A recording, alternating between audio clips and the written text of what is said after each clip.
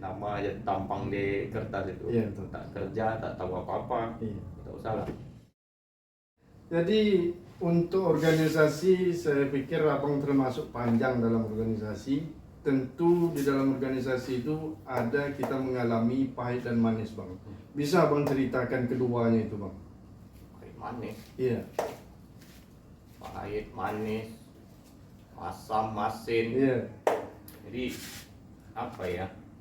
Kadang kita itu di awal tuh ya sama lah visi kan. Iya, betul. Oh, kita mau begini kan. Awal-awal tuh Semangat semua ya. semangat semua tuh. Iya. Tapi ketika sudah jalan sebulan, 2 bulan, itu mulai tuh nampak belangan tuh. Betul. Karakter yang ini kemaru, yang ini tukang tangguh. Jadi kalau kita sudah paham kawan kita macam itu, nah kadang kita tuh apa? Kadang lemah kita kan. Oh, ini kita teruskan atau tidak? Kita kalau kita teruskan model ini kawan. Kalau kita berhenti malu kadang kita kan. Gagal dalam pemimpinan sudah terlanjur nih. Iya, betul. Nah, jadi banyak tuh jumpai model gitu tuh. Jadi dulu saya aktif di waktu di kampus, di Senat, di HMI, HMI bang ya? organisasi apa kedaerahan, kawan-kawan mahasiswa perantauan lah. Nah, tinggal di Batam sama-sama sekampung di sini. Nah, udah tuh selesai kuliah di organisasi profesi di PPNI, organisasi profesi perawat. Jadi banyak itu jumpa yang macam gitu tuh.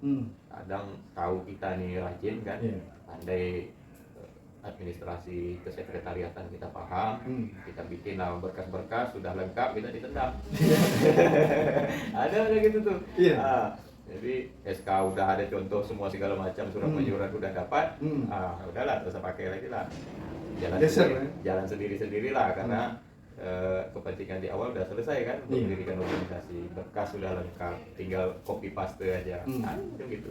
Ada orang-orang ini kadang dapat jabatan tapi dia juga tak tahu apa-apa, tak bisa juga dia kerja, tak paham organisasi, tapi mimpin organisasi, ada yang gitu. Nah, ada juga orang yang tidak paham organisasi, tapi dia loyal dengan ini, dengan kawan-kawan. Udah dia tahu kawannya kerja penat kan, ya untuk kok cepat beradaptasi untuk belajar gitu ya. Bantu-bantulah kawan ini kan. Dia penat juga kadang ngawarkan orang ngopi di kedai kopi, kita juga yang bayar kan. Kan berbagi kita. Sebenarnya kita kerja juga untuk organisasi.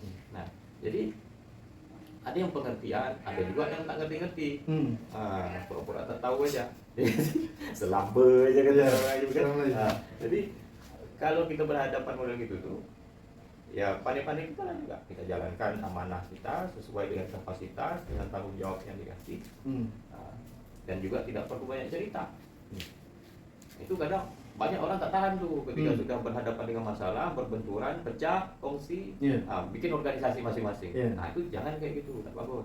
Jadi kalaupun ada masalah, pertama kita sabar, kita tahan nanti, ya kan. Nah kalau tak tahan nanti juga, ya udah sementara apa dulu, istirahat dulu. Kita introspeksi diri masing-masing, jalan, tapi tanggung jawab tetap dijalankan. Jangan sampai kita berlepas tangan terhadap tanggung jawab.